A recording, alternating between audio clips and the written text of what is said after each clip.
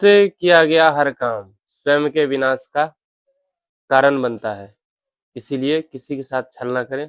देखिए जी प्रेमानंद बाबा जी क्या एक बार क्या हुआ, कौरवाधिपति दुर्योधन ने परम तपस्वी दुर्वासा जी को 4 महीने चतुर्मास अपने यहाँ रख करके पवाया और खूब प्रसन्न कर लिया। दुर्वासा जी ने कहा वरदान मांगो। उनके हृदय में भारी जलन पांडवों के प्रति थी, तो उन्होंने कहा कि महाराज मैं एक वरदान मांगता हूँ कि जैसे हमारे यहाँ अतिथि स्वीकार किया ना आतिथ्य, ऐसे हमारे भैया के आए युधिष्ठिर के उस समय वो वनवास में थे, और आप तब जाइए जब द्रौपदी बटलोई से स्वयं पाले, क्योंकि सूर्य भगवान की आराधना करके महाराज युधिष्ठिर ने एक बटलोई प्राप्त की थी। उस बटलोई का एक प्रभाव था कि चाहे 10,000 एक साथ पाओ, हर चीज उसी से निकलेगी, बटलोई से ही। चाहे आप 50,000 पाओ, हर चीज, लेकिन जब द्रौपदी पालेंगी तो उसमें फिर कुछ नहीं निकलेगा। तो बोले जब द्रौपदी पाले तब आप जाइए। तो 60,000 शिष्यों के साथ दुर्वासा जी पहुंचे वन में। युधिष्ठिर जी ने जो ही देखा साष्टांग दंडवत किया, और संतों को देखकर कहा जाता है महाराज पधारो, कुछ जलपान भोजन प्रसाद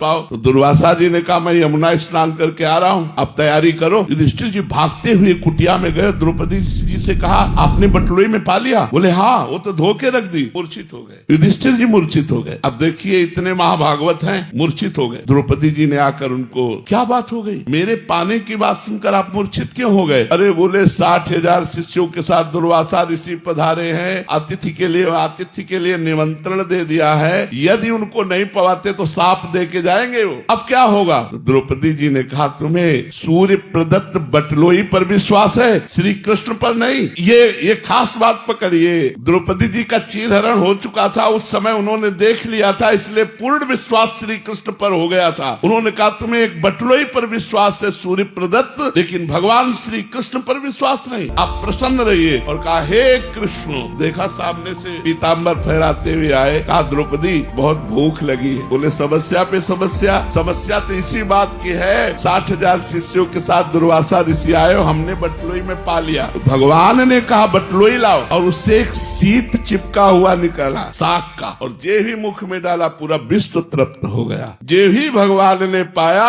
सबके पेट फूल गए। उन 60,000 शिष्यों दुर्वासा भीमसेन से कहा जाओ लिवा के लाओ। बोले महाराज चलो, पंगत के लिए सब तैयार है। सहदेव जी भी साथ थे। दुर्वासा जी ने कहा भाई हमारे शिष्यों ने भी महाराज जी और आज्ञा पालन करने के लिए तत्पर हूँ, पाने की इच्छा नहीं। तो उन्होंने कहा हमसे वरदान ले लो। पूज्य मथुरा दास जी के मुख से सुनी बात, महाभारत में उसे दूसरी तरह थोड़ा यहाँ लिखा हुआ है। बोले हमसे वरदान ले लो, लेकिन भोजन की बात मत करो। तो उन्होंने कहा जिसने आपको जिस भावना से भेजा है वो उसी भाव को प्राप्त हो जाए। अर्थात दुर्योधन ने पांडवों के नाश के लिए भेजा था।